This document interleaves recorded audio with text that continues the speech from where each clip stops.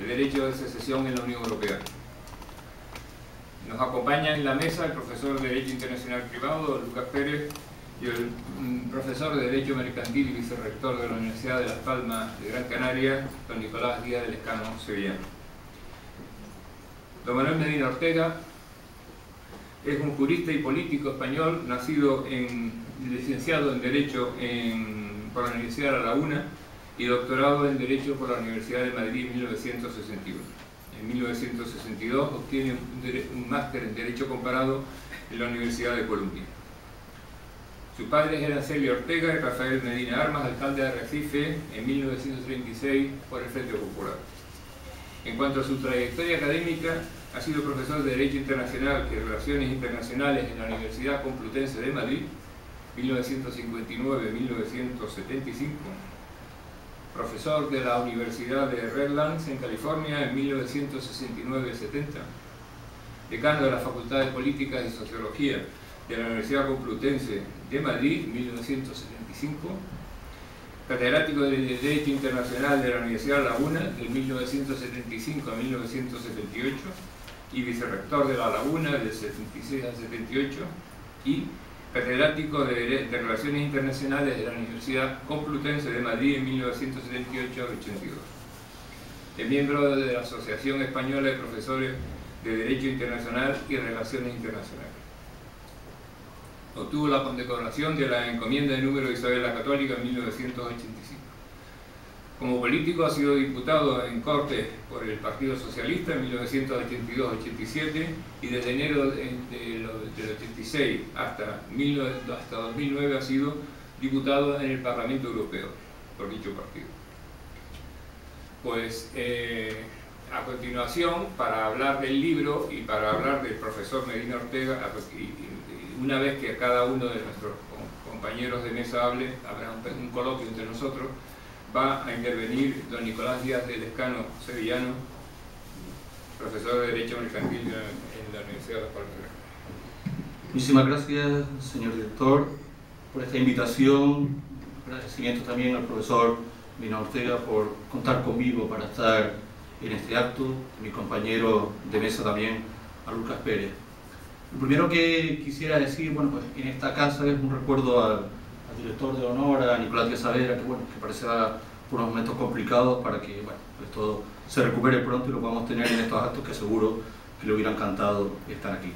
Del profesor Medina Ortega se pueden decir muchísimas cosas de su aspecto académico como catedrático de Derecho Internacional, quizás una semblanza que realizará más Lucas por afinidad a su campo temático, pero yo quisiera destacar en la faceta que me corresponde como vicerrector la colaboración que siempre ha tenido con la Universidad de Las Palmas de Gran Canaria. Él me comentaba que cuando estuvo en la Universidad de La Laguna fue vicerrector territorial para el campus de Las Palmas, cuestión que yo no sabía porque cuando había leído cosas de su currículum siempre había leído que era vicerrector de La Laguna, pero no se establecía las competencias, no tenía conocimiento de las competencias.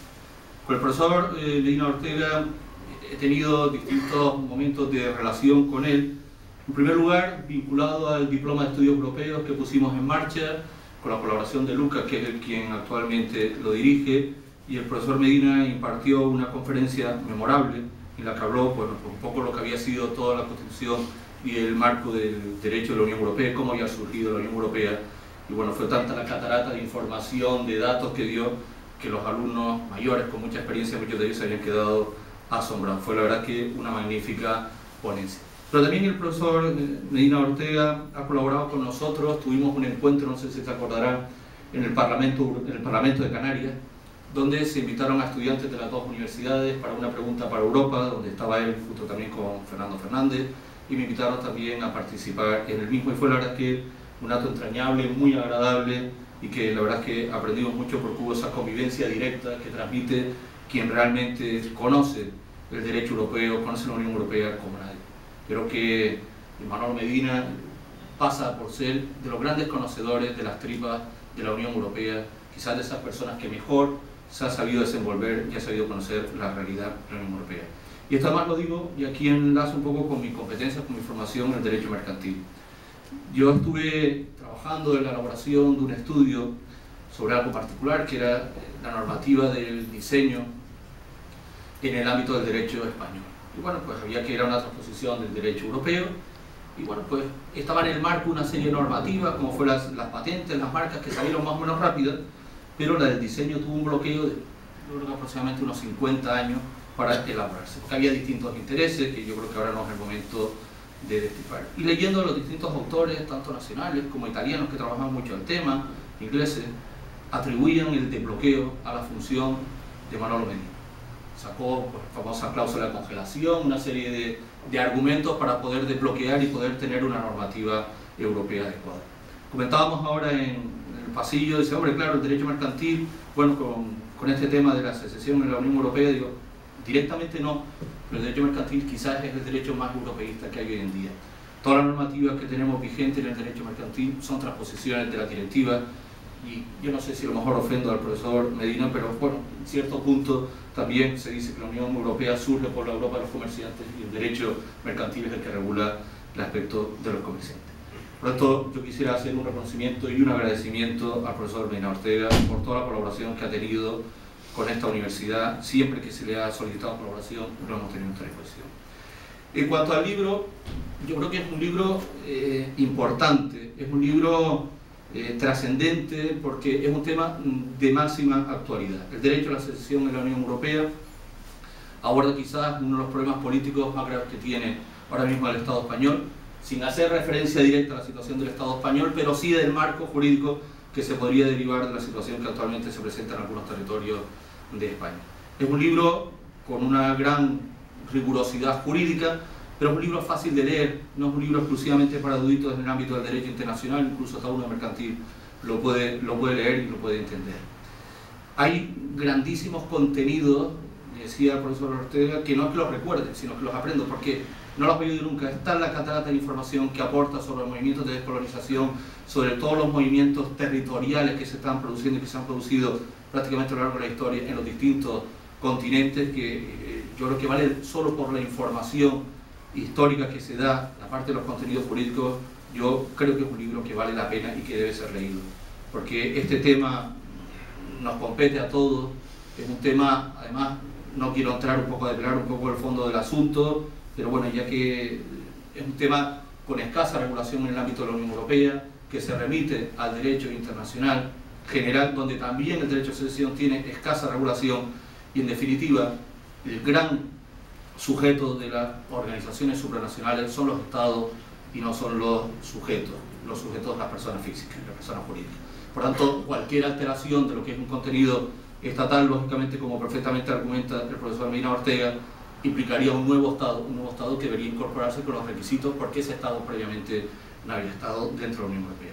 Yo no quiero extender mucho más, porque además yo creo que para hablar sobre un poco lo que es más el contenido internacional de este libro, yo creo que Lucas lo podrá hacer con más conocimiento y mucho mejor que yo. Pero sí reiterar mi agradecimiento al profesor Medina Ortega por la colaboración que ha tenido con la Universidad del Páramo, y felicitarlo por la oportunidad del libro, por la claridad y rigurosidad con que está escrito y la cercanía con que hace llegar un tema complicado a todos. Enhorabuena, profesor. Muchas gracias. A continuación, el profesor Lucas Pérez va a intervenir, es secretario del Consejo Canario del Movimiento Europeo, al cual pertenece la Real Sociedad Económica, y profesor de Derecho Internacional Privado. Tiene la palabra. Muchísimas gracias, presidente. Muchísimas gracias por la colaboración que presta la Real Sociedad Económica de Amigos del País con el Movimiento Europeo en Canarias, por el empuje y el impulso que nos da, y por las propuestas de colaboración que realiza, en la que seguro que el Movimiento Europeo es pálido reflejo de las necesidades y las posibilidades que la Real Sociedad Económica nos aporta. Gracias al profesor Díaz del Escano por sus amables palabras y a todos ustedes por participar. En este momento en el que muy brevemente me gustaría hacer tres breves reflexiones.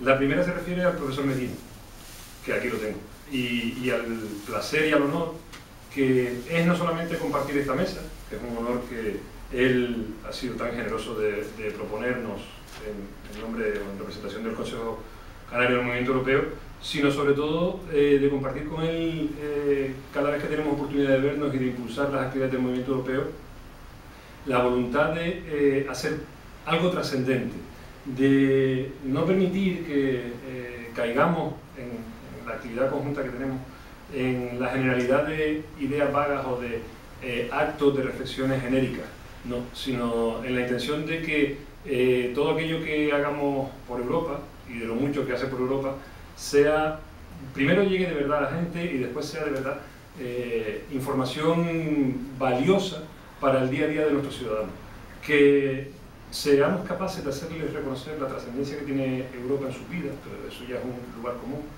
pero no solamente eso, sino que seamos capaces de hacerlo llegar con un contenido de verdad profundo, verdadero, académico y centrado en sus derechos, ¿no? Derechos que como internacionalista público yo humildemente como iniciante del internacionalismo privado podemos ver en el día a día en nuestro trabajo.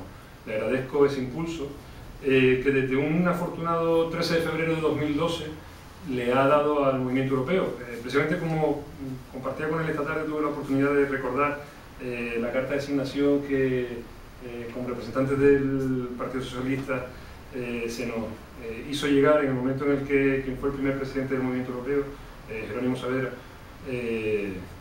querido por este que les habla también mucho, por ser diputado del común debió dejar de serlo y propuso una persona que es absolutamente inmejorable para poder representar primero al Partido Socialista y sobre todo para poder llegar a ser la idea de Europa. Y a partir de ahí Manuel Medina ha sido firme impulsor de la idea europeísta, ha participado en muchos proyectos que hemos realizado, ha participado en debate en junio de 2013 sobre la reflexión del papel de la Unión Europea para la salida de la crisis, y para el movimiento europeo es todo un lujo tenerlo aquí y que sea nuestro embajador ante el Consejo Federal del Movimiento Europeo como hace muy pocas fechas, apenas una semana, tuve la oportunidad de estar en Madrid con el Consejo Federal en un acto recordando el proyecto Spinelli, y la primera pregunta que me hizo cuando supo que era canario el presidente del Movimiento Europeo Italiano era que si teníamos la suerte de seguir contando con Manuel Medina, ¿no? Que sea embajador de Canarias y del Movimiento Europeo en general. Así que le agradezco que esté ahí impulsándonos y bueno, también su labor académica, sobre la que sí me gustaría decir dos cosas muy genéricas del libro. Como dijo el profesor Díaz del Escano, a mí me lo comentó el profesor Medina en su momento.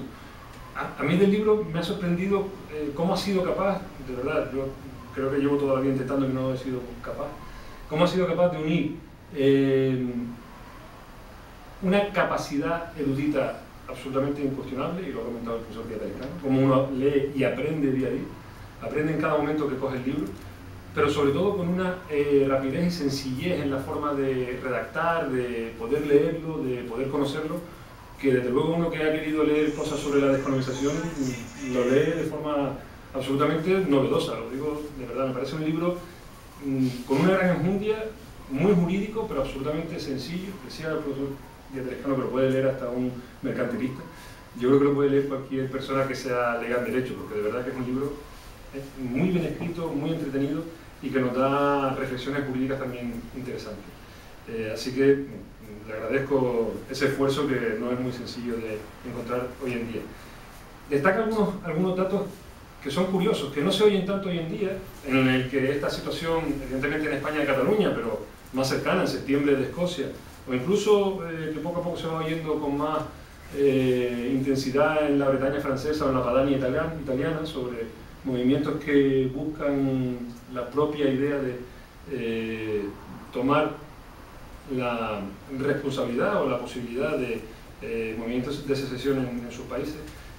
Analiza muy sencillamente, muy rápidamente, con mucho contenido, la situación ocurrida en la Argelia de Francia, pero a mí me pareció también muy ejemplificador cómo expone la situación de Groenlandia en 1985, cuando sin salir de Dinamarca deja de estar en la Unión Europea y se convierte en un petún, en un territorio de ultramar, para posteriormente en 2006 firmar un acuerdo de asociación. Y cómo Groenlandia es un ejemplo claro de lo que él propone hoy en día, y lo sitúa en la trascendencia que tendría en una situación de secesión la importancia de la relación con el país matriz, con el Estado matriz, y con el reconocimiento de una parte importante de la comunidad internacional. Hace un paseo de verdad que delicioso, pero delicioso para un internacionalista privado, entre la idea de valor común en la Unión Europea, de identidad nacional, de derechos de ciudadanía, de derechos de las minorías y de ciudadanía europea. Cómo en esta situación los hechos consumados, las vías de hecho, incluso el voluntarismo que vemos en algunas situaciones no caben. No caben y no tienen razón de ser, primero en el derecho internacional actual, en el derecho internacional mundial, pero muchísimo menos en el derecho interno de la Unión Europea, una Unión Europea que se configura como una unión de Estados, hace referencia a esa idea de la doctrina alemana de cadena de Estados, que no permitiría en ningún caso una situación de vía de hecho. Me parece una reflexión interesantísima, también la hace sobre las resoluciones de la ONU, la resolución 1514 del 60 o la 2625 del 70, esta última menos citada por los secesionistas, en la que de hecho se propone, precisamente 10 años después de la descolonización de África, una idea centrada en que los estados matrices deben ser esenciales en cualquier proceso de descolonización. Me parece que es un estudio que entra en el fondo del asunto, pero que lo explica de una manera absolutamente cercana.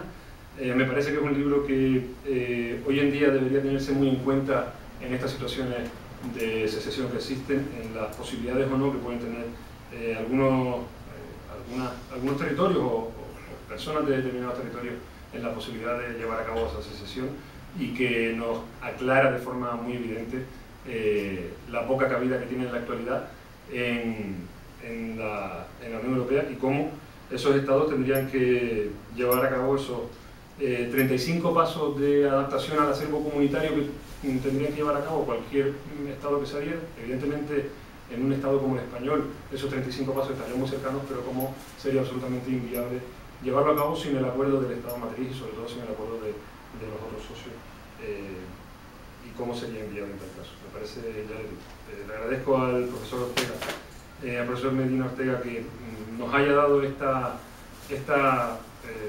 muy completa pero también muy directa forma de apreciar la regulación jurídica del derecho de secesión en un momento como el actual, en el que creo que es necesario, lo decimos los europeístas, es necesario darle contenido al derecho, pero también hacerlo cercano a la gente. Así que gracias al profesor Medina Ortega, y desde luego que yo, como humilde representante del movimiento europeo, me siento absolutamente honrado de que sea el vicepresidente.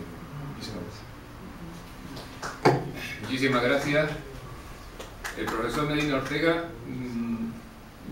le tengo que hacer dos agradecimientos. Uno, su generosidad por venir a la Real Sociedad Económica a presentar su libro en Las Palmas de Gran Canaria, y luego otro agradecimiento un poco más histórico, que quizás no se acuerdan, cuando era directivo del Hogar Canario en Madrid, él y otro colega de la Facultad de Políticas consiguieron que me introdujeron a mí como directivo del Hogar Canario, lo que posibilitó que el Hogar Canario fuera un punto de reunión de estudiantes demócratas sin interferencia policíaca. Así que eso se lo agradezco.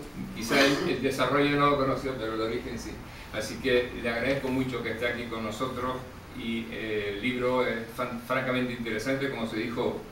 No solamente hasta un sociólogo es capaz de entenderlo, yo lo he entendido, y ahora tiene la palabra el profesor Medina Ortega. Bueno, muchas gracias, han sido ustedes amabilísimos, cariñosísimos. Estamos en una reunión de amigos, la mayor parte, muchos los conozco de hace mucho tiempo, pero yo quisiera hacer referencias a algunas de las cosas que han dicho antes. Bueno, quizás debería empezar diciendo que aunque yo no nací en Las Palmas, el apellido Medina viene de aquí, de Tamaraceite. Nuestra familia era de por aquí, por parte de padre. Mi padre nació en el mar, pero fue bautizado en San Telmo, y fue inscrito en Las Palmas como ciudadano de Las Palmas. Y yo tuve en Las Palmas, primero preparé la reválida en el Viera y Clavijo, aquí cerca, y luego me tocó ser vicerrector de la Universidad de La Laguna para Las Palmas. Tenía mi despacho en la Casa de Colón, un precioso despacho que he hecho mucho de menos. Y luego fui diputado de la provincia de Las Palmas, con sede, diríamos, como parlamentario aquí en Las Palmas, con lo cual tengo una parte de mi vida vinculada a esta ciudad.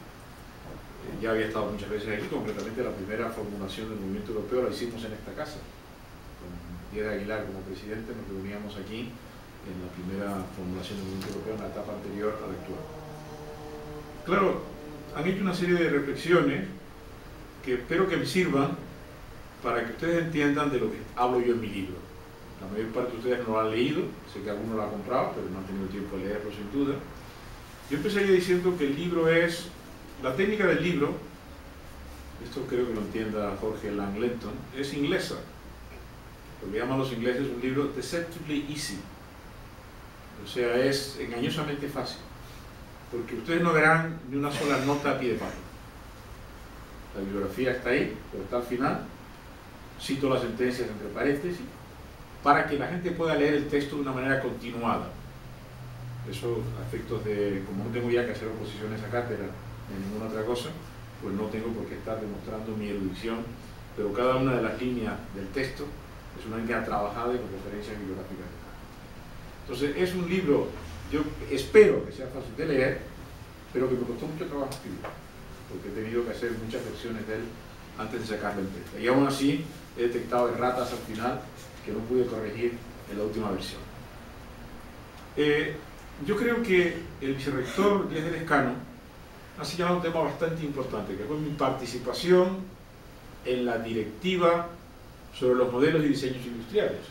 Yo, como catedrático internacional público-privado, nunca pensé que tuviera que trabajar en un tema tan específicamente de derecho mercantil como este. Yo había estudiado el derecho mercantil, lo suficiente para sacar la asignatura, sacar alguna buena nota, pero no lo conocía a fondo. Pero claro, al llegar al Parlamento Europeo, yo opté por ir a la Comisión de Asuntos Jurídicos. Y en la Comisión de Asuntos Jurídicos tenemos que hacer una cosa importante, que era la armonización del derecho de los países miembros de la Unión Europea. En el tema de los modelos y diseños industriales, voy a hablar de un tema que ustedes todos pueden entender perfectamente. La parte más valiosa de un coche después de fabricado son las piezas. Pero no las piezas del motor, sino los embellecedores, las puertas, los espejos retrovisores. Ahí es donde más dinero se saca. Prácticamente los fabricantes importantes ganan más dinero con la venta de esas piezas, porque estamos todos continuamente teniendo roces, choques. Y hay que estar continuamente reparando espejos, embellecedores, puertas, la parte que está, lo que está por encima del capó. Entonces, claro, ahí había un problema, y es que los grandes fabricantes de automóviles, franceses, alemanes, pues la mayor parte de los beneficios venían de la venta de esos productos, para lo cual tenían que mantener la propiedad inmobiliaria no sobre el diseño en su conjunto, sino sobre cada una de las piezas, de forma que en Francia, si uno no coloca como pieza de recambio, por ejemplo en un coche Renault, un coche fabricado por la Renault, uno está haciendo una falsificación de la propiedad intelectual. Y lo mismo pasa en Alemania, son los dos grandes países fabricantes. Mientras que en otros países como España o Inglaterra, pues no se reconocía el derecho a la propiedad intelectual de cada una de las piezas, sino que un pequeño taller podía reproducir una pieza de un Renault y venderlo, lo cual tenía mucha importancia sobre todo para las compañías de seguros. Con lo cual teníamos un conflicto de intereses marcado. Los fabricantes franceses y alemanes defendían el derecho de propiedad intelectual del diseño de cada una de las partes, mientras que los ingleses y los españoles sostenían que el diseño se refería al conjunto y se podía poner una pieza a condición de que esa pieza se ajustara, la frase era más fit. Total, que teníamos un bloqueo práctico, porque es que si un camión español transportaba desde España piezas de recambio de productos franceses para llevarlas a Inglaterra, pues al camión lo detenían y metían al camionero en la cárcel. Esta es la situación real. Me tocó a mí elaborar la ponencia y en efecto una de las directivas donde yo más trabajé. Y recuerdo que ya en la etapa final, tardé 5 años, pero recordaba Neil Kinnock cuando era vicepresidente el tiempo que había tardado en sacarlo, pero tardé 5 años en sacarlo. Y al final se resolvió en una noche. Me acuerdo que había un partido de fútbol internacional entre España y Turquía. El presidente del consejo era un lord inglés, que era el chancellor del Ministro de Justicia, y nos iba transmitiendo los resultados de los partidos, los goles que iba metiendo cada sección para que estuvimos hasta las 5 de la madrugada, pues tomando algún sándwich, un vaso de vino, un poco de agua y tal. Y ya por último se nos ocurrió esta fórmula, que era la fórmula de standstill, en virtud de la cual Francia mantenía su derecho y Alemania también, España mantenía su derecho y Inglaterra también, pero no iban a meter a los camioneros en la cárcel, con lo cual se podía seguir más o menos, ese tipo de trabajo se podía más o menos seguir con lo que estábamos y lo que estábamos haciendo. Y lo digo porque esto, para los que no sean expertos en derecho de la Unión Europea, esto para mí es una parte esencial y nos dice lo que es el derecho de la Unión Europea. Yo había escrito un libro anterior que se llamaba La Unión Europea y sus principios constitucionales, el que había partido de la base de la Unión Europea como una gran construcción constitucional, pero luego después de 27 años vinculado al Parlamento Europeo, primero como observador español en el Parlamento Europeo y luego como miembro de elección en el Parlamento Europeo, descubrí que había una realidad que no conocíamos.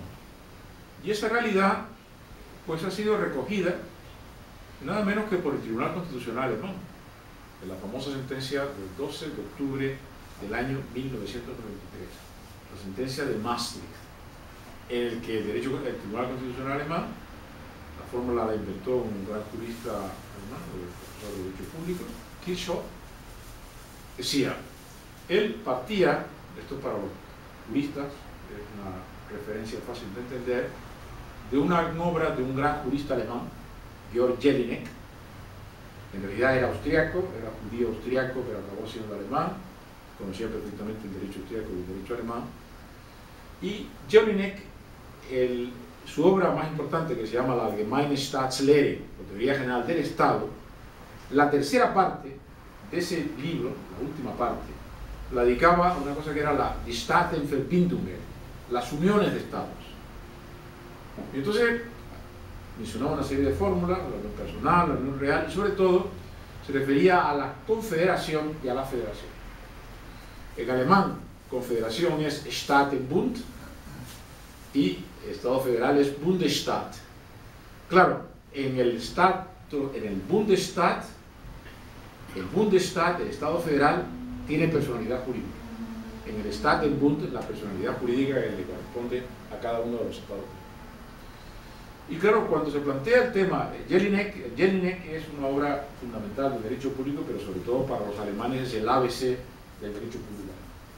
Y cuando Kirchhoff, profesor de derecho público, se encuentra con el tema de Maastricht, de la adaptación, el reconocimiento por el Tribunal Constitucional alemán del tratado por el cual Alemania se adhiere al tratado de Maastricht, se encuentran con este dilema, es decir, se encuentran con la definición de lo que es la Unión Europea, es decir, a qué animal se está adhiriendo la Unión Alemana.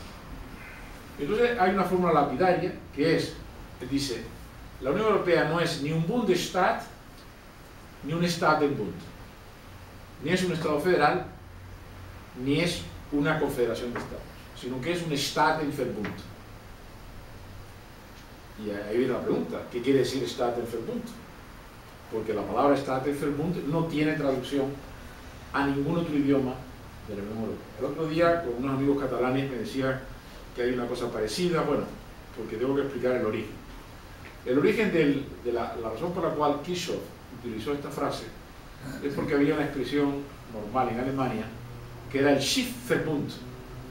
Los alemanes, con esta cosa de construir palabras con varias palabras juntas, y el Schiffverbund es una unión de barcos. Y es una cosa que solamente se da en aquellos países donde tienen vías navegables extensas.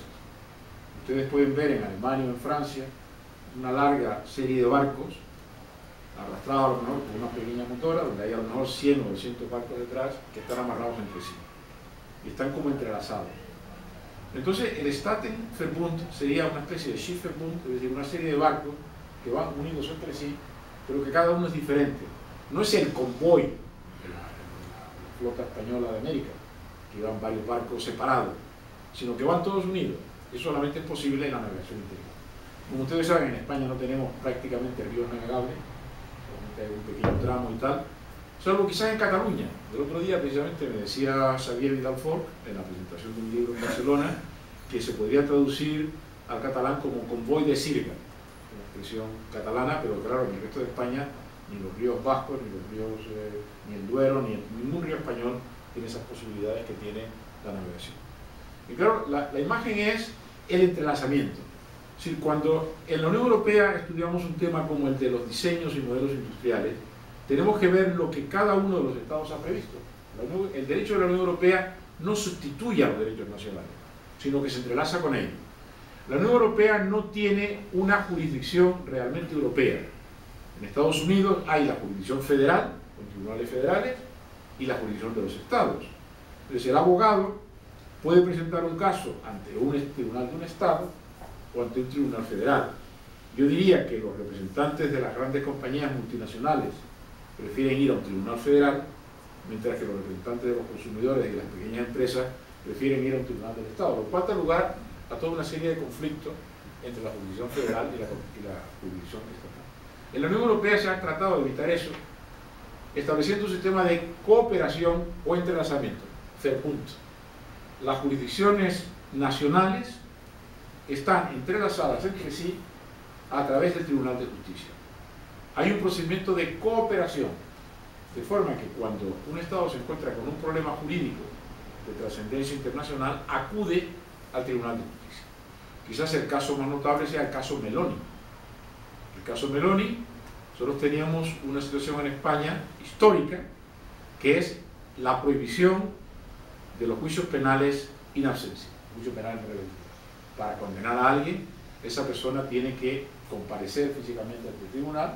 Si la persona está ausente, hay un sobreseimiento temporal, pero no se le puede condenar in absentia.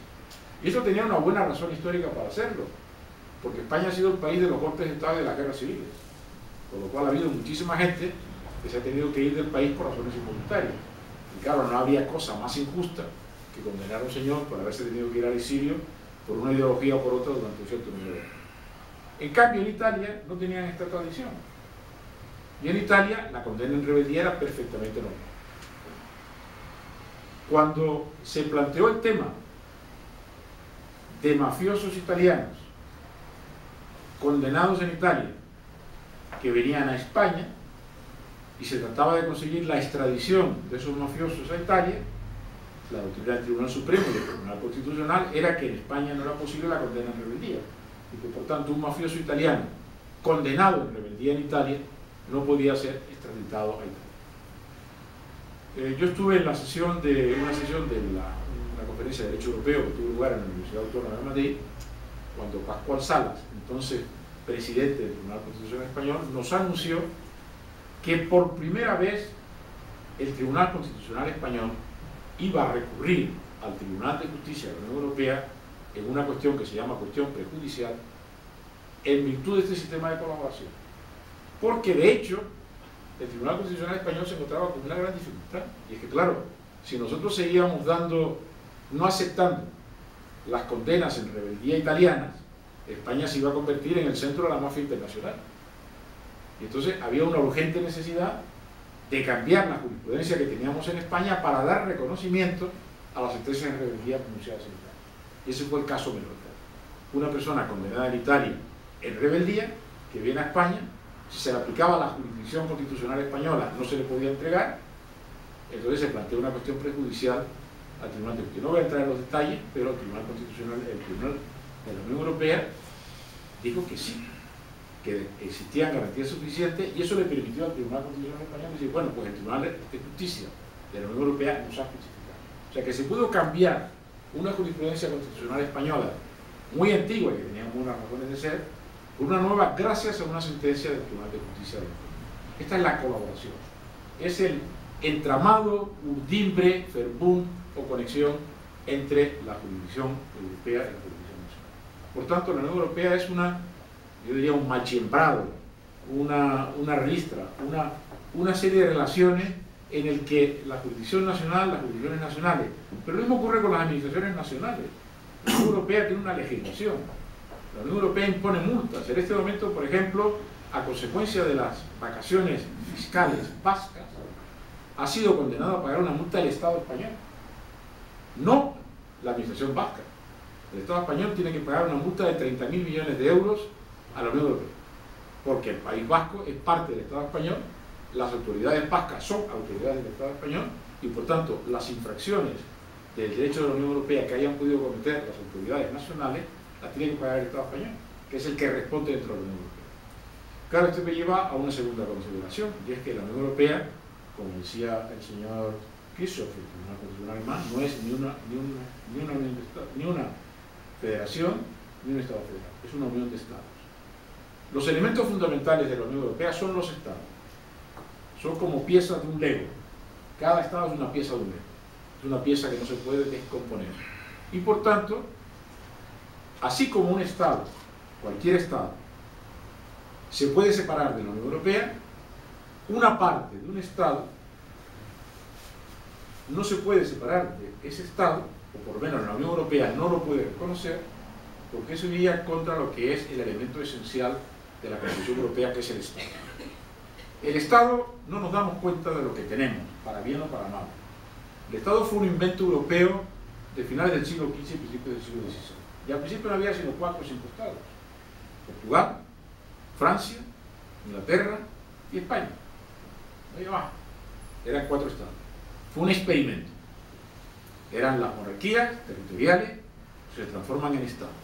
Curiosamente, el más antiguo es Portugal. El otro día decía Rajoy que era España, pero no, Portugal es el primer estado moderno. Luego está Francia, que es muy antiguo también, pero que realmente solamente se configura como estado moderno en el 16. España, cuando se unen las coronas de Aragón y Castilla. Inglaterra, que fue estado inglés antes de ser el Reino Unido, que era un estado inglés. Escocia no era realmente un estado, otra cosa distinta, y de luego no eran estados ni el imperio, ni eran estados los países nórdicos, ni era estado Rusia. Y esa forma política, que empezó tan modestamente en el siglo XV y XVI, fue elaborada en gran parte en el espíritu del Renacimiento, el Renacimiento italiano, por intelectuales italianos. Maquiavelo quizás sea el hombre que más haya contribuido a la concepción del Estado moderno, pero hay otros muchos como Boccalini, como Campanella, es decir, como una cantidad de teóricos italianos, hasta tal punto que en la gran obra de Jacob Burckhardt, que es la cultura del Renacimiento en Italia, uno de los capítulos se llama La política como obra de arte. El Estado es una obra de arte, es una concepción intelectual. ¿Por qué? Si ustedes han visto la serie de Isabel, ustedes saben que para ir de Madrid a Guadalajara en el siglo XV, en la época en la que Isabel llega al trono de Castilla, no se podía, porque el terreno estaba dominado por los nobles, que eran unos bandidos en definitiva, y que lo secuestraban a uno, lo metían en la cárcel, lo hacían pasar. Para ser libre había que ir a una ciudad, protegido por los muros de la ciudad. Los alemanes decían der Luft der Stadt macht frei, el aire de la ciudad hace libre, porque en el campo uno era simplemente un vasallo sometido al dominio de un noble que eran unos bandidos. Y entonces, frente a esto, la corona, o los reyes, se alían con las ciudades para combatir a la nobleza, y ese es el Estado moderno. Y crean un espacio de paz y seguridad. Lean ustedes el Quijote, dice Don Quijote sobre la Santa Hermandad. ¿Cómo era posible que Don Quijote pudiera ir? El Quijote es el segundo libro más traducido del mundo después de la Biblia, y por algo lo es. Como Don Quijote podía ir desde Madrid a Barcelona sin dificultad. Eso en la época de Isabel había sido imposible. Lo habrían secuestrado, lo habrían robado, lo habrían asesinado. Y esa es la creación del Estado moderno. El Estado moderno da paz y seguridad. Da paz y seguridad. Pero el Estado no es una construcción emocional.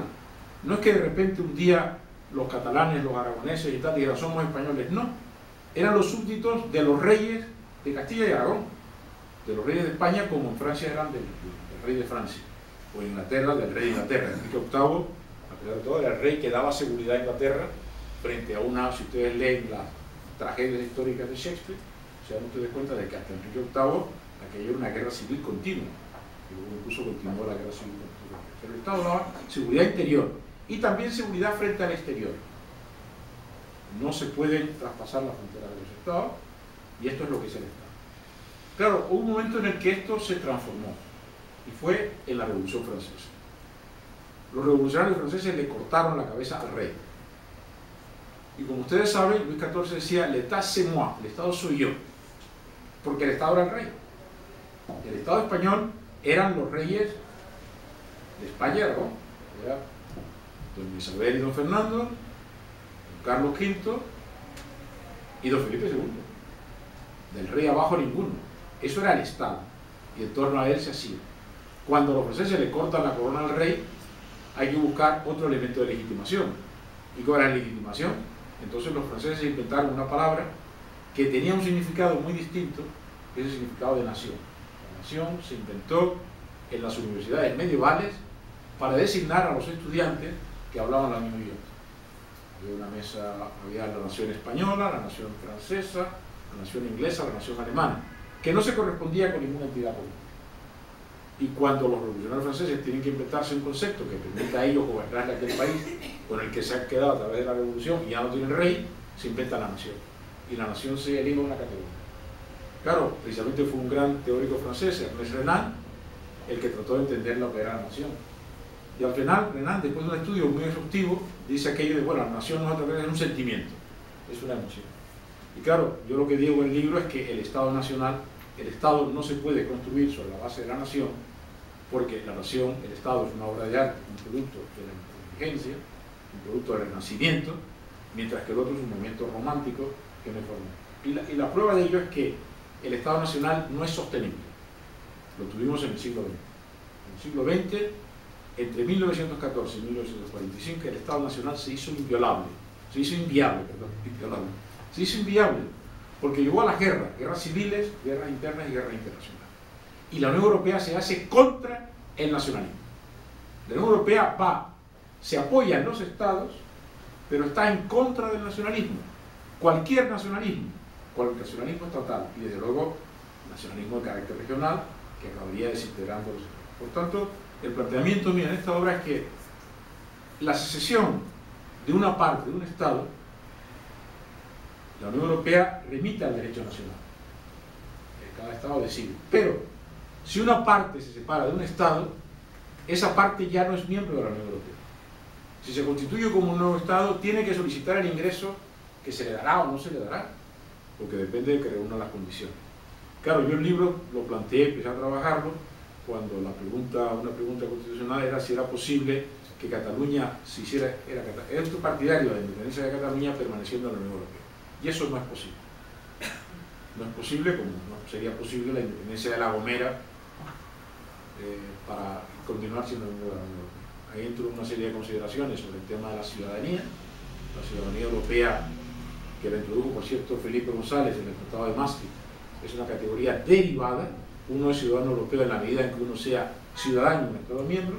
Si una región de España, digamos Canarias, ustedes saben, había una propuesta de un eminente periodista de Tenerife que proponía la independencia de Canarias sin contar con Gran Canaria, pues los canarios independientes dejarían de ser ciudadanos europeos y se quedarían fuera, mientras que si Gran Canaria se queda dependiendo del yugo colonial, los gran canarios seguirían siendo ciudadanos europeos.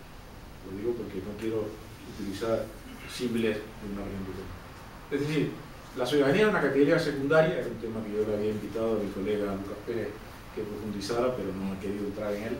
Pero una categoría secundaria, y no se puede seguir siendo miembro de la Unión Europea si el Estado al que uno pertenece ha dejado ese miembro. Bueno, yo creo que yo ya me he enrollado bastante, que hay probablemente materia a discutir, y la idea era que pudiéramos tener una discusión, por eso ya se lo dejo a Tomás Valle, que es el presidente. Muy bien, muchas gracias. Bueno, yo creo que hay muchas preguntas, Yo le preguntaba antes al profesor por el concepto de pueblo soberano como sujeto de la soberanía en la Constitución española, y me gustaría saber qué es lo que piensa de este tema. Bueno, como tú sabes, la soberanía en realidad se la inventó un legista francés, es decir, un jurista que trabajaba para el rey de Francia, Jean Baudin en francés. En realidad es la traducción de un concepto latino que era la summa potestas. Y la summa potestas era un gran tema de discusión en la Edad Media, porque la summa potestas, la potestad suprema, el poder supremo, se lo disputaban dos instituciones, el Papa y el Emperador. Entonces Baudin dice, ni Papa ni Emperador. La summa potestas, la soberanía la tiene el rey. Y claro, el rey de Francia, porque es el Estado, el jefe del Estado. Claro, tienen ustedes, por ejemplo, situaciones muy raras como la República de Andorra, que tiene dos copríncipes, pues tiene dos soberanos. Uno es el obispo de Urgel y el otro es el presidente de la República Francesa, que lo hereda por herencia de los reyes de Francia y a su vez lo heredan por herencia de los condes de Toulouse y de Enrique IV de Navarra, que había sido conde de Navarra. Con lo cual eso da lugar a una figura antigua. Claro, soberanía popular realmente la soberanía popular no existía, la soberanía era del rey, y fue la Revolución Francesa la que se inventó el concepto de soberanía popular. Hoy lo suelen recoger las constituciones siguiendo esa tradición francesa, pero el soberano, como dice la Constitución británica, es el rey, o lo era. Ahora es una figura de derecho constitucional interno, pero la soberanía es un elemento del Estado que en este momento, concretamente la Constitución española, creo que la fórmula es: la soberanía reside en el pueblo, que lo elegirá y luego lo hace a través de los representantes elegidos en las Cortes. Claro, en la Unión Europea, una de las cosas que tenemos es que no hay un pueblo europeo. Pero ha habido un cambio constitucional porque en los principios se hablaba de los pueblos de Europa. Entonces la palabra pueblos ha sido sustituida por la palabra ciudadanos. Si la Unión Europea está integrada por estados, pero no está integrada por pueblos. El otro día, oyendo a un candidato de un partido nacionalista del País Vasco, decía que ellos querían sustituir la Europa de los estados por la Europa de los pueblos. Y digo, ¿y eso qué es? ¿Dónde están los pueblos? Esto me recuerda una famosa discusión entre Castelar, el presidente de la Primera República Española, fue ya en la época de la Restauración, y Manterola, que era un diputado tradicionalista, sobre la separación entre Iglesia y Estado. Y Castelar, Manterola, como era lógico, era contraria a la separación, y Castelar defendía la separación. Y la pregunta que le hace Castelar a Manterola es: ¿podría usted decirme qué lugar del Valle de Josafat ha asignado Dios al alma de los estados? Los estados no tienen alma. Los estados son construcciones políticas. Y los pueblos no existen, sencillamente, desde el punto de vista político. Es un concepto que nos podemos inventar. Yo puedo inventarme un pueblo del norte de Gran Canaria, y un pueblo del sur de Fuerteventura, y un pueblo de la... Bueno, tuvimos en España la experiencia cantonalista, que el cantón de Cartagena disponía de una flota, la flota del Mediterráneo, y en nombre del cantón de Cartagena imponían tributos a los barcos mercantes que pasaban por allí. Y en Villa del Rey, el cantón de... Perdón, Andalucía, Villa del Río, Andalucía, ahí llegaron a imprimir moneda con la localidad. Claro, es decir, si vamos a identificar el pueblo, el esfuerzo de identificación del pueblo nos puede llevar a la fragmentación del Estado. Y esto llegó a su paroxismo cuando se produce la descolonización de África. El mismo día o el mismo año, 1960, en que se produce la gran descolonización de África, los tres grandes estados africanos, los más grandes, el Congo, Nigeria y Sudán, se abren con una guerra de secesión. En Nigeria, Biafra; en Sudán, Sudán del Sur; y en el Congo, la rebelión de Kinshasa. Si en aquel momento los países africanos que habían luchado por la descolonización se plantean la cuestión de si permiten que cada uno de los pueblos, entre comillas, que constituyen esos estados, se constituyan en estados, África desaparece. Porque en África no habría 200 estados, habría 2 millones de estados. Porque el concepto en África es el tribal. Entonces, ¿dónde está? Se lo pregunto al presidente como antropólogo. ¿Cuál es el alma del pueblo? ¿Cómo identificamos un pueblo? Claro, yo parto de un concepto jurídico, que es el Estado, que es una población establecida por un territorio que tiene un gobierno. Pero no estoy dispuesto a aceptar que puedan existir miles o millones de pueblos según el capricho de los dirigentes políticos que puedan presidir una comunidad determinada, porque en Canarias podríamos acabar con 200 estados basados en los pueblos, o 200 pueblos canarios, ¿no?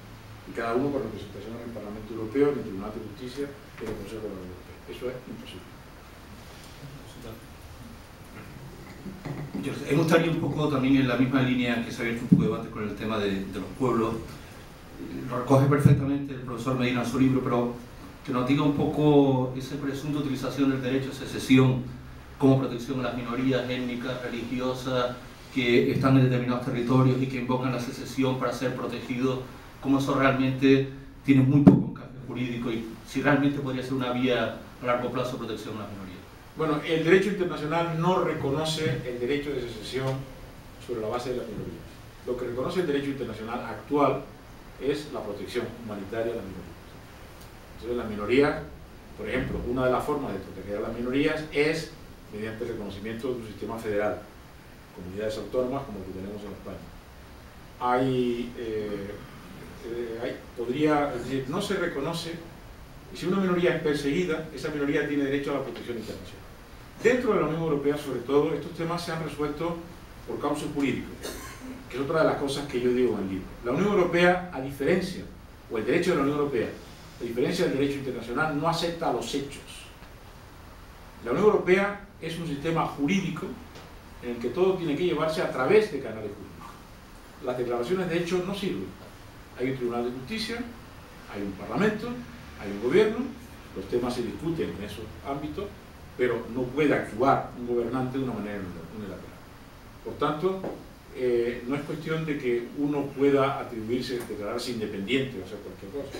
Tiene que estar, concretamente el caso de Italia del Norte, el Alto Adige o Tirón del Sur. Ahí teníamos una minoría alemana, que era mayoría en una parte determinada del territorio.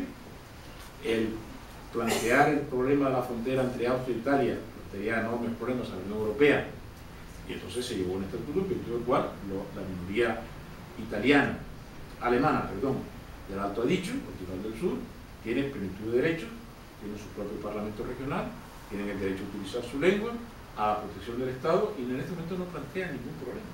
Hay incluso un partido que es el Volkspartei del Tirol del Sur, que tiene su representación en el Parlamento Europeo normalmente, sin dificultad ninguna. O sea que podemos hacer perfectamente conciliable la protección de las minorías con el mantenimiento de la integridad estatal. Lo que no permite la Unión Europea es que se estén cambiando las fronteras. Esto no puede dar lugar a un cambio de la frontera entre Austria e Italia, porque como entremos en ese juego, Europa no se rehace nunca, sobre todo en el momento en que las fronteras han desaparecido. Las fronteras hoy en Europa es como la que separa las palmas de Telde. No tiene ninguna significación. No imagino yo a los vecinos de Las Palmas haciendo una guerra contra los de Telde por las lindes entre los dos municipios. Y tampoco es posible hoy una guerra entre Alemania e Italia por las lindes entre unidades.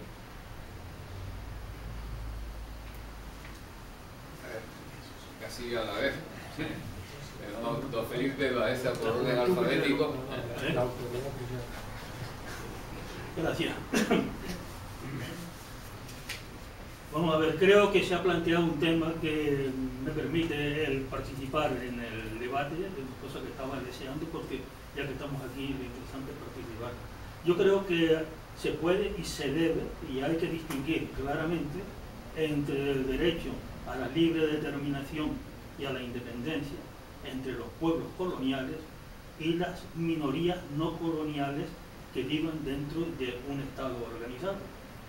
Los pueblos coloniales tienen reconocido el derecho a la libre determinación y por consiguiente a la independencia, si es eso lo que dicen, por la resolución que se ha citado antes aquí, la resolución 1514 o 1514-15 de 1960, que se conocía como la Carta Magna de la Liberación de los Pueblos, que en realidad no crea derecho internacional positivo, sino que desarrolla un principio que ya estaba, y esto se olvida frecuentemente, un principio que ya estaba incluido en la Carta de las Naciones Unidas.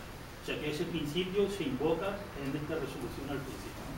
En cuanto a las minorías que habiten dentro de Estados organizados, pero que no sean coloniales, tienen derecho reconocido a lo que se ha aludido aquí, que están reconocidos en los pactos universales de derechos políticos de los ciudadanos y de derechos humanos. Eso es lo que se llama, o lo que se puede llamar, el derecho a un gobierno democrático y no tiránico.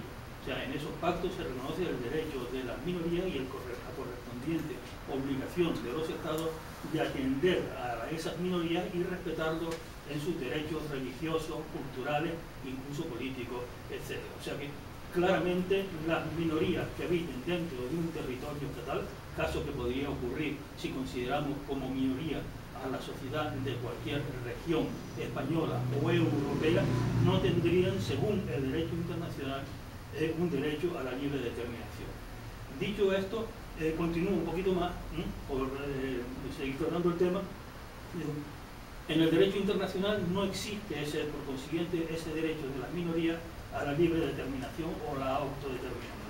En el derecho interno de los estados, por lo menos de los estados con los que normalmente tratamos en Europa o en América, no existe tampoco reconocido en las constituciones un derecho a la secesión o a la libre determinación.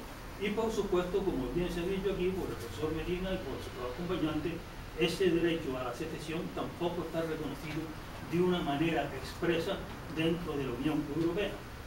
Lo que ocurre es que, como dijo, en mi opinión, con mucho sentido común, el Tribunal Supremo del Canadá, en su célebre sentencia de 1998, a propósito de los proyectos de Quebec por adquirir independencia, ninguna constitución del mundo puede prohibir que un pueblo que forme parte de un Estado acceda a la independencia si ese es el deseo claramente expresado de la mayoría de sus ciudadanos. Y los demás participantes de ese Estado no pueden desconocer, si quieren seguirse considerando democráticos, el deseo manifiesto de esa región o de la sociedad de esa región. Lo que nos lleva a que debe de existir una posibilidad a la secesión dentro de la Unión Europea, porque tampoco está expresamente prohibida. Yo he leído el libro del profesor Medina, en parte porque lo empecé a leer antes de ayer, pero por obligaciones de mi oficio pues no he podido continuarlo. Entonces, recuerdo una parte en que el profesor Medina dice que en la Unión Europea no se ve con ninguna simpatía la secesión de Estados europeos porque naturalmente la Unión Europea es un proceso de integración, no de desintegración, ni mucho menos. Y que no apetece para nada ver una Unión Europea que pase de 27 estados a muchos más.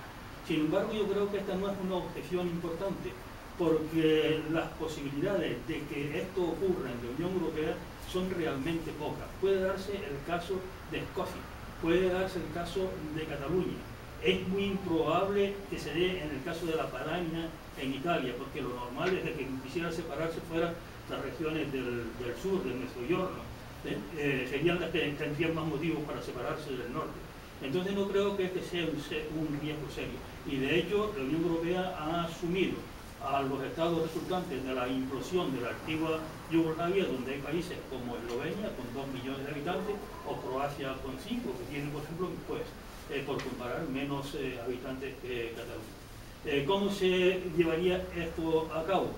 Pues creo que, como ya se ha dicho aquí, en un Estado o una región que se separase de un Estado europeo quedaría automáticamente, solo por sentido común, fuera de la Unión Europea.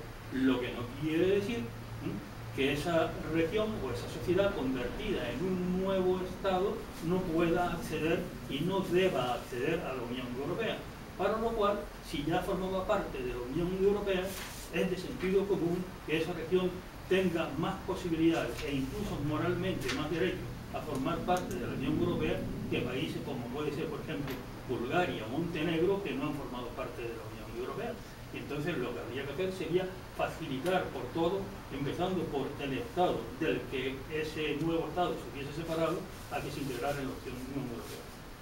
Gracias, perdón por el entendido. Voy a contestar directamente porque la pregunta es, como siempre, Felipe y yo somos muy buenos amigos y siempre discutimos. No.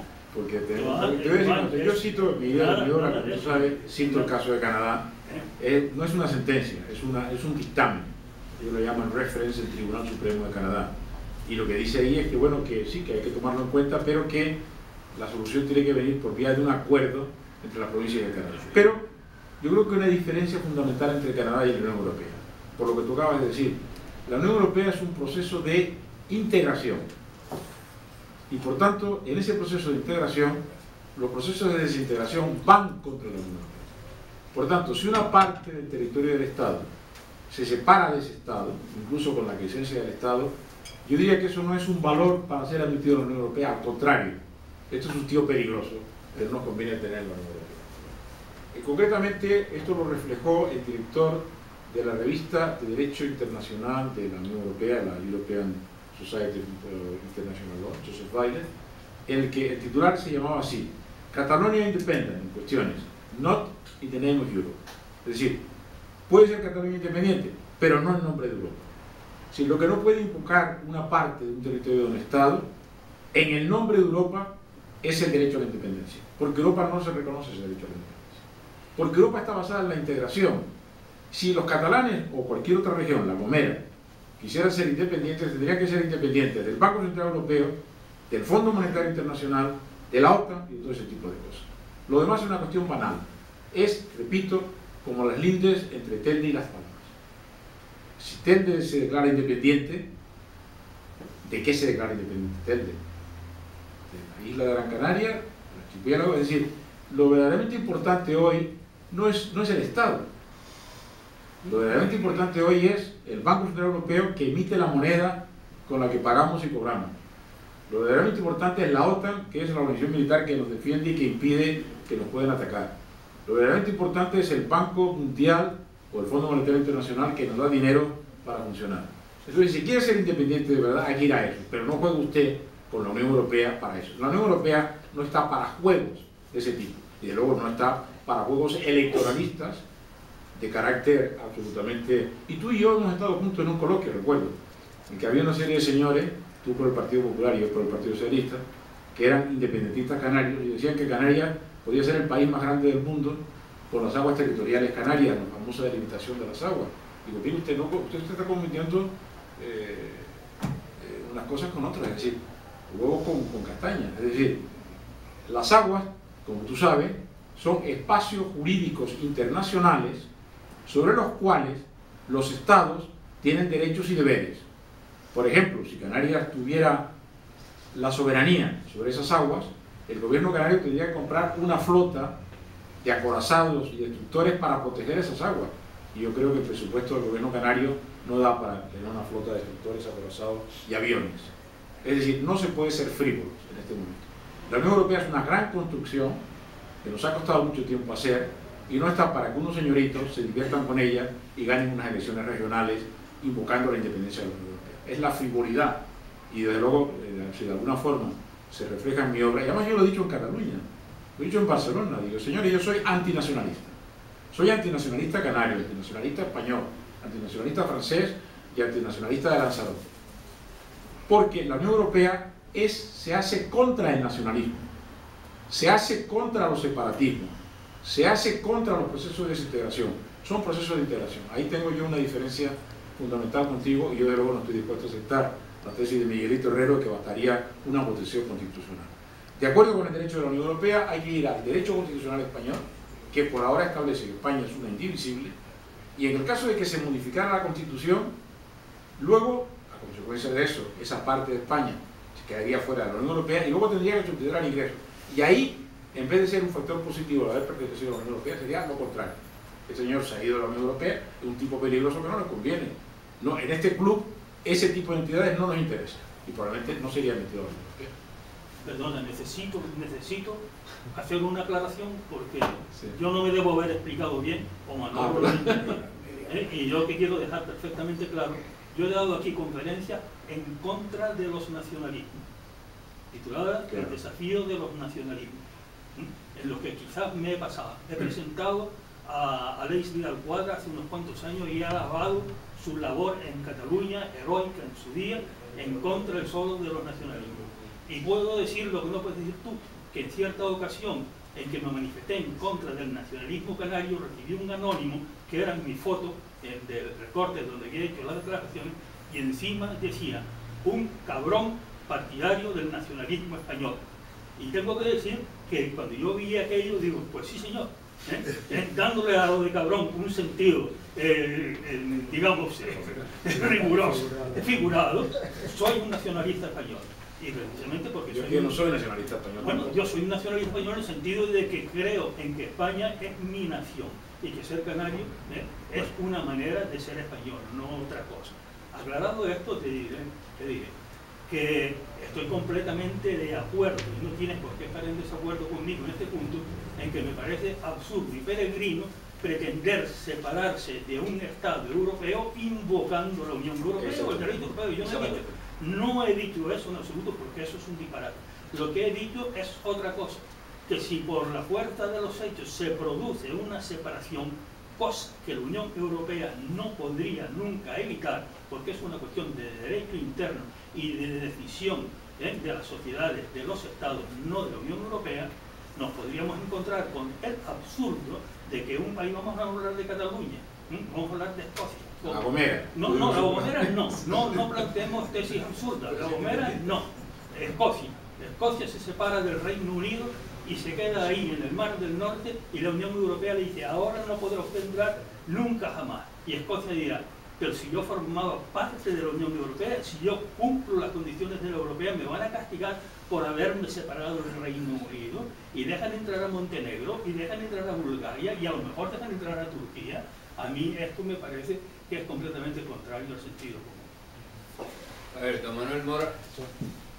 Yo tengo dos preguntas para ver si el profesor me puede aclarar algunos de los aspectos que ha tratado en la presentación del libro, ¿no? La primera es la siguiente. Se ha dicho, ¿no?, que en el caso de que un territorio de un Estado miembro de la Unión Europea, ¿no?, se independice, ¿no?, se produzca la independencia, automáticamente deja formar parte de la Unión Europea. Y en el caso de que desee formar parte de la Unión Europea, tiene que iniciar un nuevo proceso. La pregunta o la precisión o la aclaración es la siguiente. En ese inicio, en ese proceso, es un proceso que tiene recorrido si el Estado del cual antes formaba parte lo veta inicialmente, o ya simplemente porque el Estado, o sea, si esa independencia se produce en contra de la voluntad del Estado, no da cabida, no hay forma de que se inicie un proceso. No. Esa es la primera cuestión. La respuesta es clarísima. La Unión Europea no puede reconocer nunca la separación de una parte del Estado que el Estado matriz no haya reconocido. Por lo tanto, no hay proceso. No hay proceso. No hay proceso. Eso es un tema muy importante porque creo que digamos, en la opinión pública no está muy claro este segundo apartado. Que quede fuera, sí creo que está quedando bastante claro en los últimos meses, ¿no? Pero que no hay posibilidad, por ejemplo, en el caso de España, y ahora vamos a entrar más en concreción en mi pregunta, ¿no?, que en el caso de que alguien quiera volver a entrar, que no es un proceso que da daño.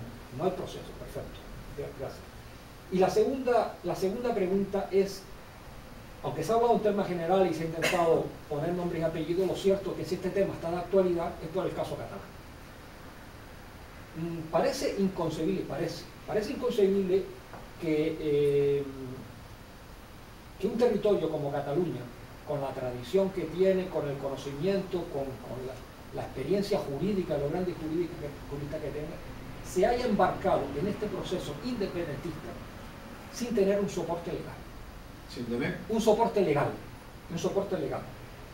Entonces, mi pregunta, simplemente a título informativo, es si nos podía decir cuál es la tesis jurídica que se plantea del nacionalismo catalán en estos momentos para decir que, bueno, si se independiza de España, pueden estar perfectamente en la Unión Europea.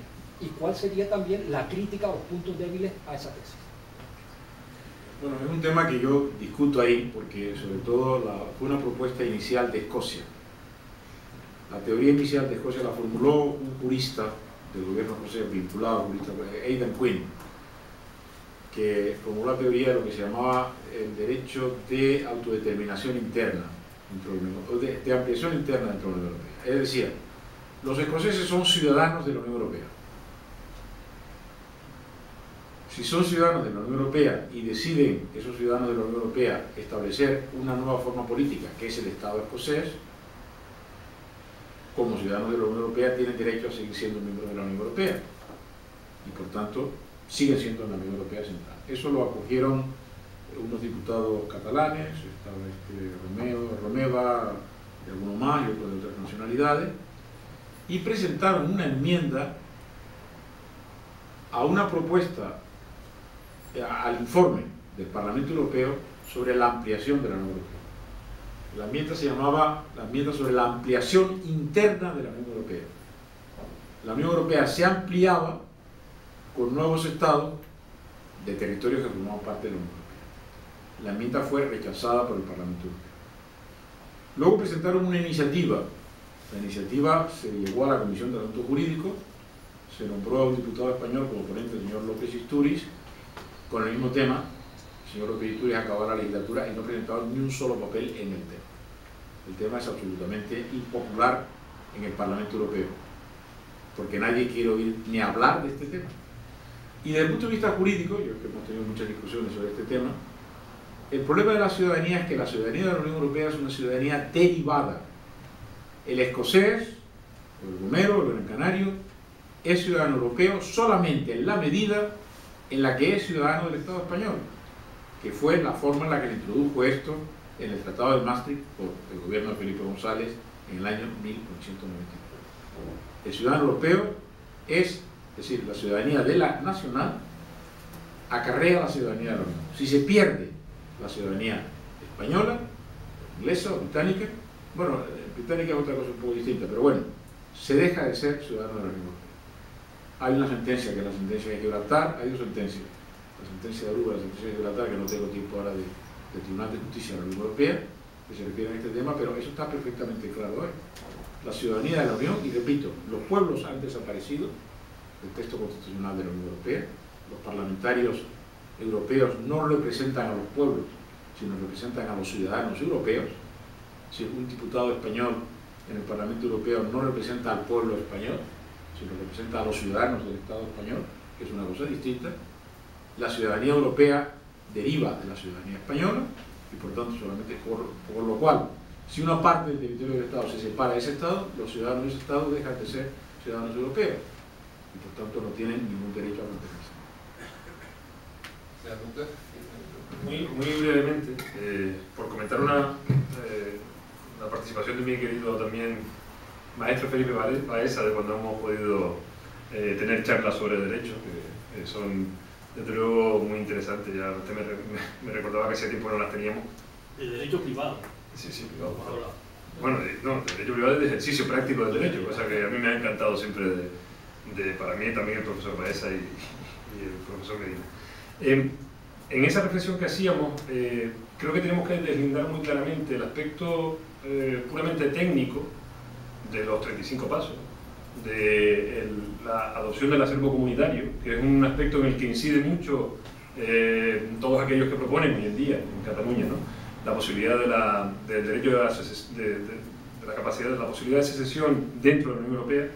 Y yo creo que debemos diferenciar eso muy claramente, porque es evidente que es un lugar común. No creo que tengamos que discutir que Cataluña no es Turquía, es que es tan simple como eso.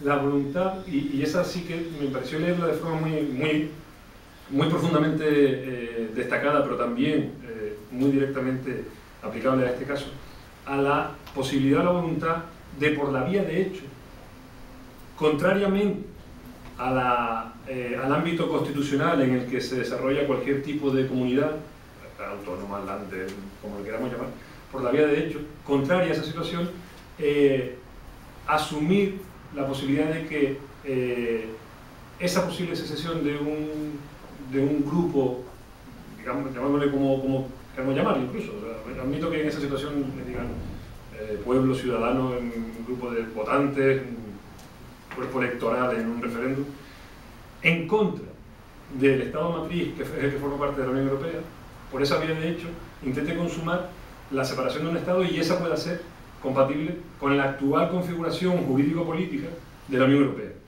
Y ahí hay una situación en la que yo no entendí, que yo no entiendo, que es la que yo no entiendo, es la de que el Estado matriz, como esos ciudadanos ya antes eran ciudadanos de la Unión Europea, derivados y de segundo grado gracias a que lo son del Estado matriz, debe asumir por esa naturalidad, porque ya era ciudadano de la Unión Europea, que ese nuevo Estado siga siendo.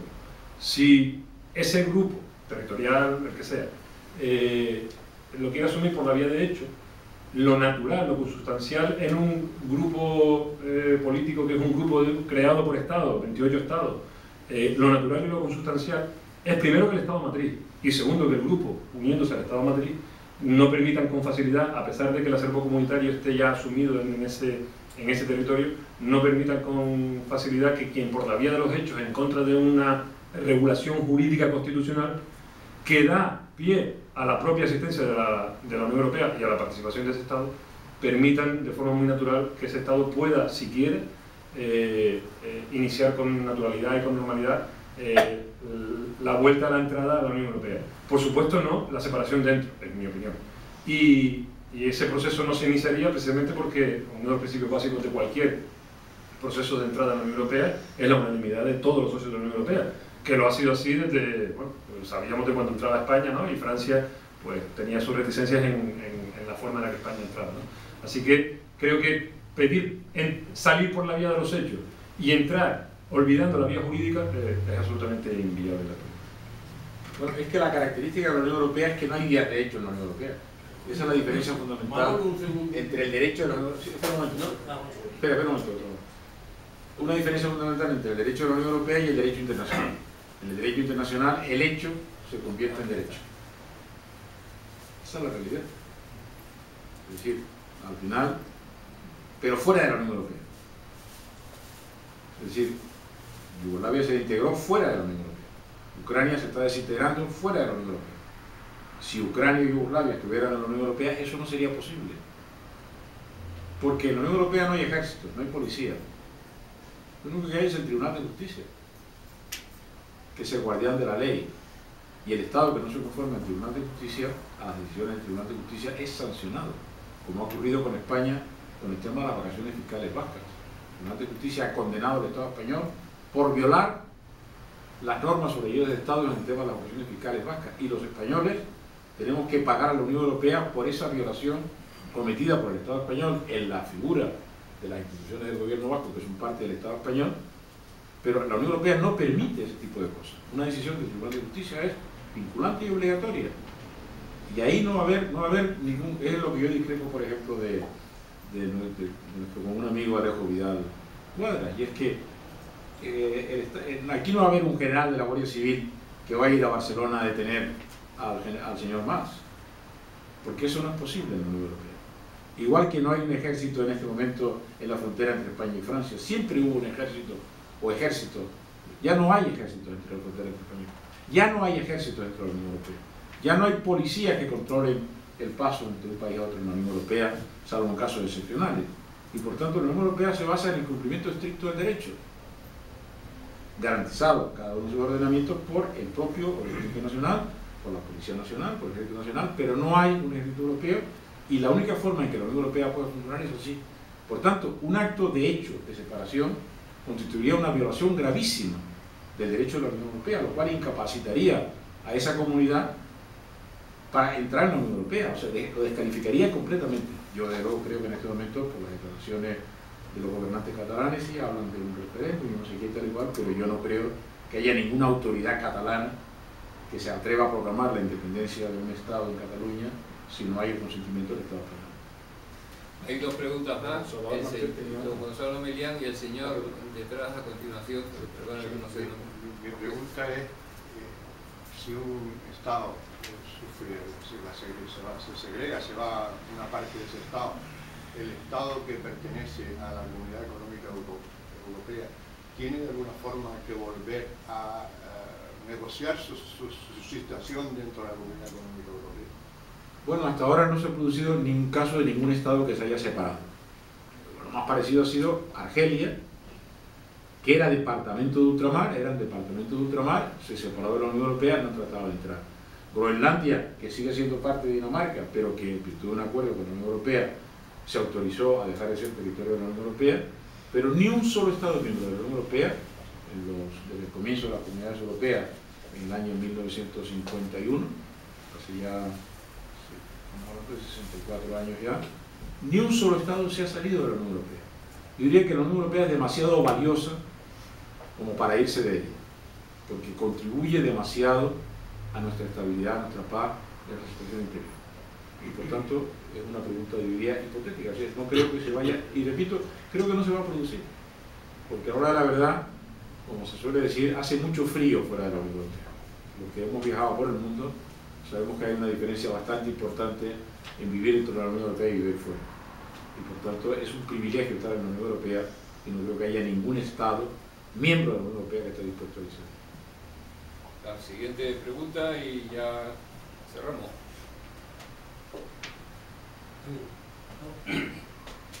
El problema de la secesión. Hay dos regiones en España que están a caballo entre España y Francia, que es el País Vasco y Cataluña. Si se independiza Cataluña, pues la parte norte es Francia. Y Francia también tiene que oponerse justamente porque toca al territorio francés. El norte de Cataluña, que Perpiñán, todos hablan también el catalán. A ver si tú lo has contemplado en el libro, porque yo no lo he leído. Bueno, es que en definitiva yo he puesto antes el ejemplo del Tirol del Sur, que es lo mismo. Es decir, no hay dos regiones, hay muchísimas regiones en toda la Unión Europea que están a caballo, Galicia y el norte de Portugal. Muchísimas regiones que están a caballo entre diferentes países. tienes el Alsacia-Lorena, tienes Flandes y Valonia, que está a caballos, Flandes entre Holanda y Países Bajos, Valonia tienes una parte belga que es alemana. Es decir, la característica de la Unión Europea es precisamente el rechazo del nacionalismo. Es decir, que tú puedes ser belga siendo alemán y puedes ser francés siendo alemán y puedes ser alemán siendo italiano. O sea, es la característica fundamental. Tú te vas ahora a un país de la Unión Europea y eres ciudadano, siendo ciudadano español, eres ciudadano europeo, y bueno, además tú tienes una situación familiar peculiar, es decir, que no hay, y es muy frecuente hoy en este momento. O sea, el nacionalismo ha dejado de ser un elemento, es lo contrario a lo que se propone en la Unión Europea. La Unión Europea pretende superar el nacionalismo, el famoso discurso de Mitterrand ante el Parlamento Europeo, que dijo que el nacionalismo es la guerra. En efecto, para nosotros el nacionalismo es la guerra. En este momento el nacionalismo es lo contrario, pero no solo el nacionalismo regional, sino también el nacionalismo español, o el nacionalismo francés, o el nacionalismo alemán. El nacionalismo en cualquiera de sus manifestaciones, que es un invento de la Revolución Francesa, muy interesante por otro lado, es un elemento destructor de la construcción política, de las construcciones políticas que estamos haciendo. Por tanto, yo desde luego me declaro abiertamente antinacionalista. Pues muy bien, pues muchísimas gracias al profesor Medina y muchísimas gracias a nuestros compañeros en la mesa y a todos ustedes por venir. Muchas gracias.